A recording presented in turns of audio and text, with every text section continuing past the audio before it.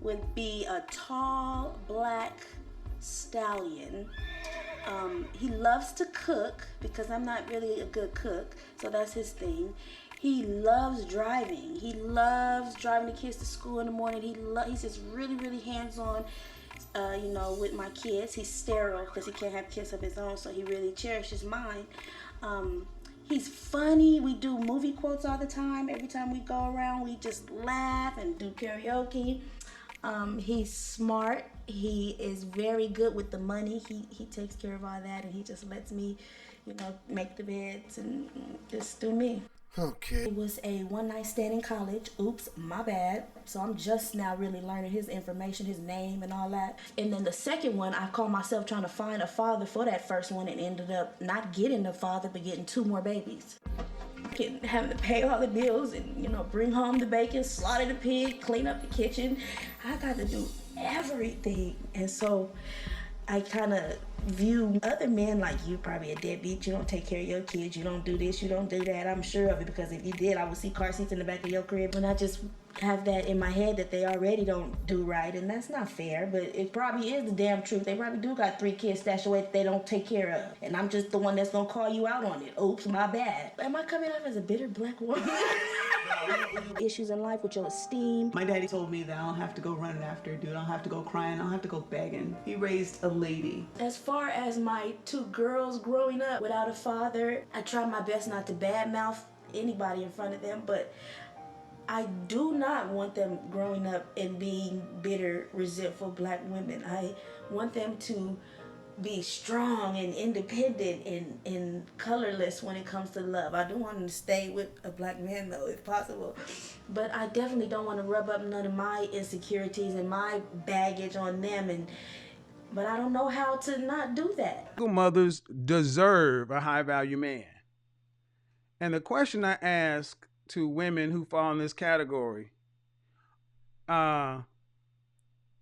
Jesus, what is that? Question I ask to women in this category is, ladies, you're not really so much as looking for a high value man. What you need to realize is, in effect, you're looking for a stepfather. High value man is what single women get. If you have a child, you are looking for a stepfather. And you ladies need to understand that is how men are looking at this, because that's what they would have to be for you, a stepfather. They're not going to be getting a young woman in her prime. They're going to be getting a woman who, she may still be a great person. Obviously there are lots of women who are great people, but let's make no mistakes. Make no mistake. She has already experienced childbirth with another man. That is a big deal. So you're not looking for a husband as much as you're looking for a stepfather. Why do I say it like this? Because it helps to change the paradigm to where women can start to understand what men are looking at, how men are looking at it. Because many women who are looking for high value men who are single mothers tend to be college educated, professional, career earning. They're doing just fine. They're taking care of themselves, taking care of their child. So they're looking at it like, what's no big deal? What's the problem? I can take care of my child, my son, my daughter, just fine. It's not the point, ladies. It's not the point. Because if one of the first things a man is thinking is, well, why couldn't you make it work with the child's father? That question is going to come up, and you're going to have an answer for it. Okay? That's number one. Number two, how is your child an asset to another man? How is your child an asset to another man? I don't mean, because see, you love your child. That's fine. But this comes down to net. How is your child an asset to another man. And you're going to have to learn how to articulate how your child or your children will be an asset to your prospective husband. You're going to get a job and you got to interview and you got to say, yes, I have a child, children, but this is how they're going to benefit you as their stepfather. See, modern women have been coming at this thing from, we're a package deal. You don't get me without getting us all. That ain't working, ladies. That ain't working, and men don't care. They not looking at it like this. Not looking at it like this at all. All right, we need to get the likes up. Child or children to be an asset to their stepfather. These are questions you're going to have to be able to answer in short order before they meet your children. And see, these questions are going to be difficult because many women are thinking of it as a man needs to prove something to you, and your children need to meet him later. He's looking at it as like, you're vetting me to be the stepfather. And get on. So, next thing. I've asked this question before and I'll ask it again. Ladies, would you be willing to give up custody of your children to their father and start a whole new family with your high value man? That tends to trigger a lot of women. But again, they do have a father. And like it or not, in the animal kingdom, that's what tends to happen. The new male comes in and starts his own line. He doesn't take over an existing line. More on that later. Can you survive the interview process, ladies? Can you survive this interview process with a truly high value man? Will you be able to sit and answer these questions without getting triggered? Will you be prepared for the questions as they come? Can Blake Henry, Mr. High Value, Blake Henry, can he talk to your exes? Can he speak with your ex-husbands, not your ex-husband, your ex-baby daddy, your ex-boyfriend, or whatever? Can he speak to them? Will you set up the conversation where he can speak to them and then he gets to ask them about you just like a former employer? Hey, I'm doing a background check on Kim. Yeah, she said she worked there for 5 years and we'd like to know what kind of employee was she. Can he talk to your ex? Because the potential stepfather is going to want to know why the man who made the child in you couldn't work and you're looking for a replacement for him. He's going to want to know how you treated the biological father, because you're going to have to treat the stepfather magnitudes better because he's got no biological stake in this game. See, and I think a lot of ladies aren't thinking about this.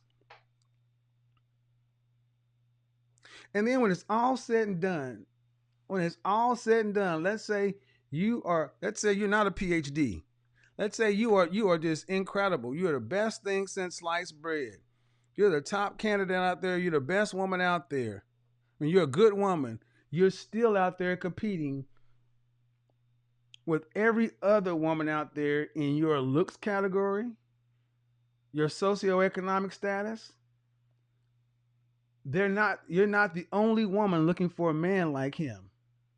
Why should he pick you for marriage when your baby daddy didn't do the same? Right? Why should he pick you when your baby daddy didn't do the same? So I know these questions tend to sound a little harsh, a little hard. But the reality is, ladies, whether men are openly telling you this or not, this is how men honestly think. Especially the higher up they go the socioeconomic ladder. The more they have the risk, the more they have to lose, the more questions the guys are going to ask. Okay? So here's, give me a second. I'm good. I'm checking my other computer down here. I hate it when it's like this. Here, they tend to say, "Who is this guy? Why is he asking these questions? Who is he? He's been divorced twice. Why is he qualified to do this? Why is he qualified to do that? Why are y'all listening to him?" And I've already said, especially to my critics, put it on the wood. I'll put my results against your results any day. I'll put my results against your results any day and twice on Sundays. What kind of results are you talking about? I'll talk about my Facebook group I put together where it's free to enter. It was free to enter. Laylee. Laylee, New Jersey. How old are you? I am in my 40s, 42. You got so your exact age is 42? Absolutely. Okay. What do you do for a living, honey? I'm an investor and an educator. Investor and educator. Do you have any children? Nada. No, no children. Okay, no kids. What's your zodiac sign? I don't do zodiac signs. My birthday is April 29th, so Okay, that's fine. If you don't do it, I will respect that. uh-huh. So we got Laylee, New Jersey, 42, an investor and educator, no children. What kind of man you looking for, girl?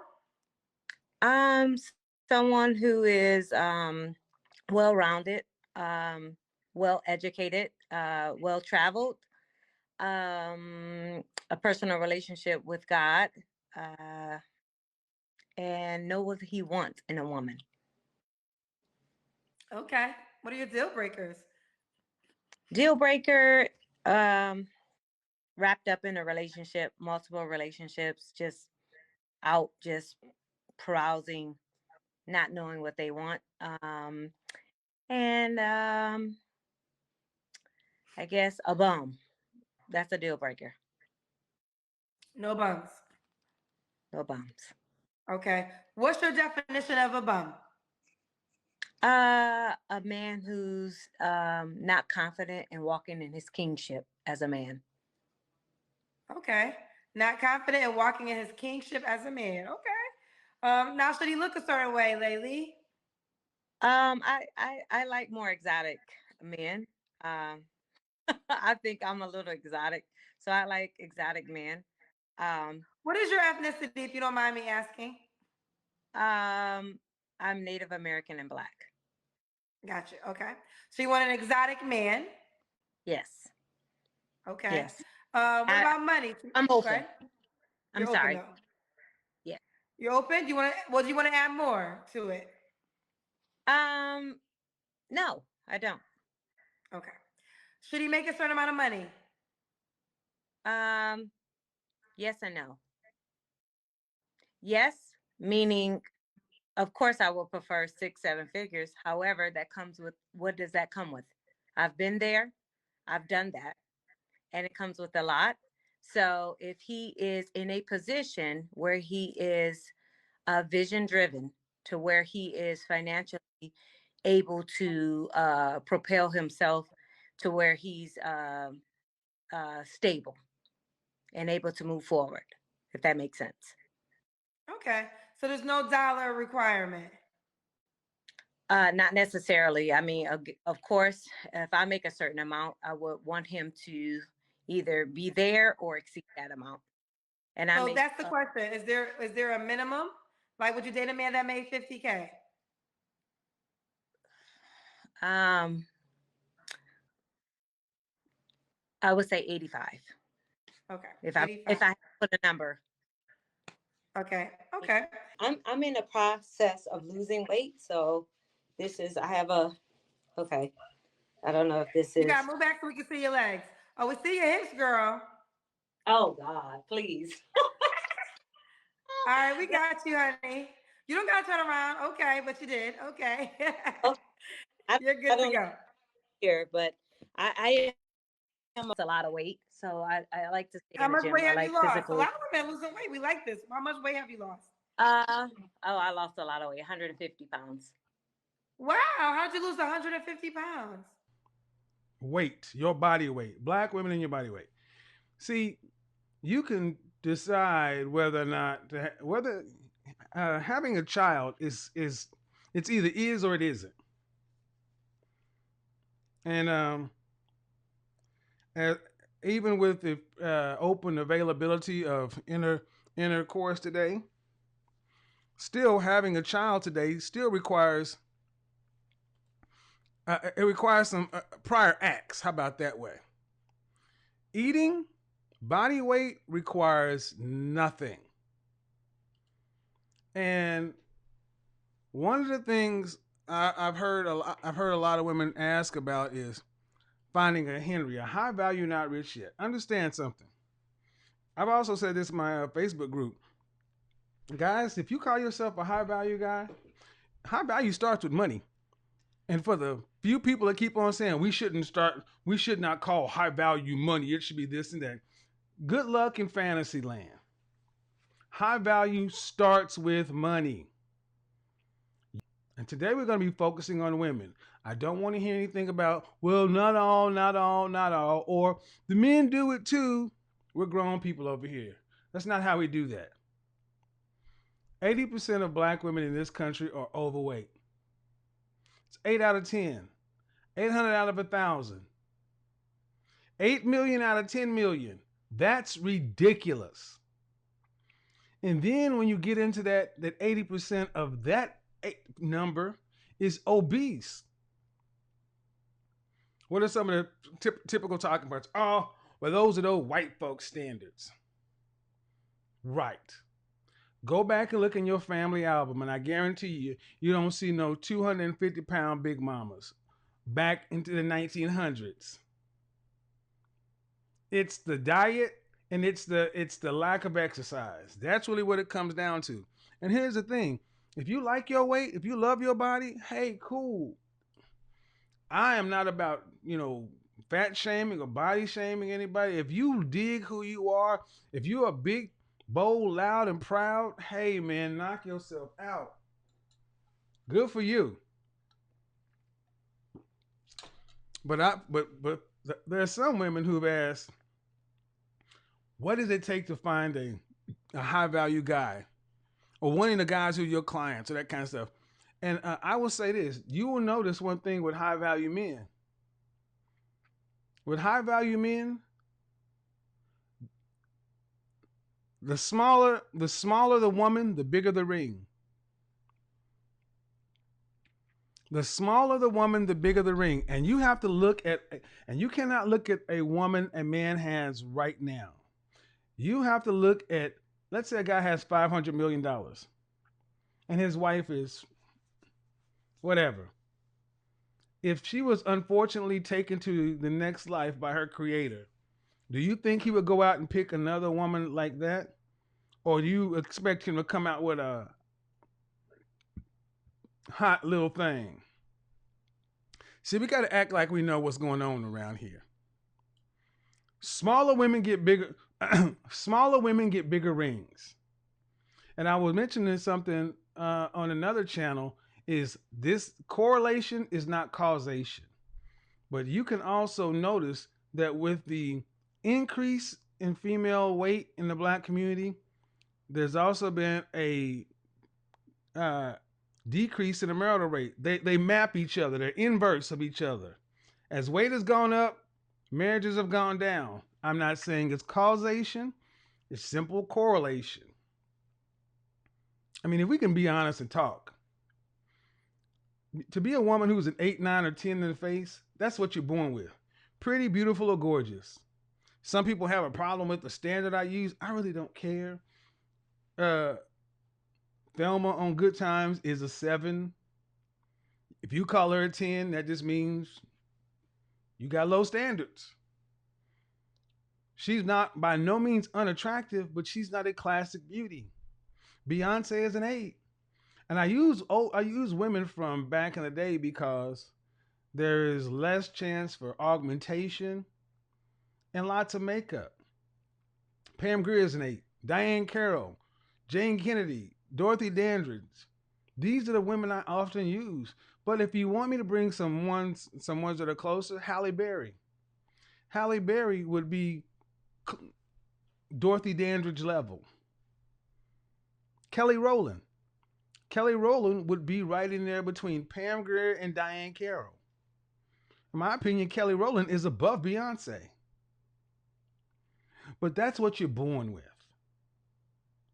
You you can't do much about your face. But one thing every human being, well, not every, one thing that the majority of human beings can do something about is their body. You can be an average looking woman. You know, 6 is cute, 5 is average, 4 is below average. 4 is where it starts. So you can be an average looking woman. But if you have a fit killer shape, then today you're winning. And see, when we're going to talk about your weight today, we're not going to talk about any of this waist trained, thick, these balloon. In Atlanta, you see some of the most crazy looking women. I'm like, no, there's no way you were born that way.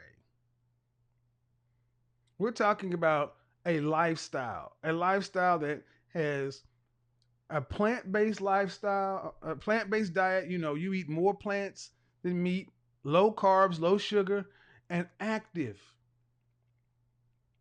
I don't mean you just happen to have good genetics. I mean, you carry your butt to the gym 4 times a week. Why does this matter?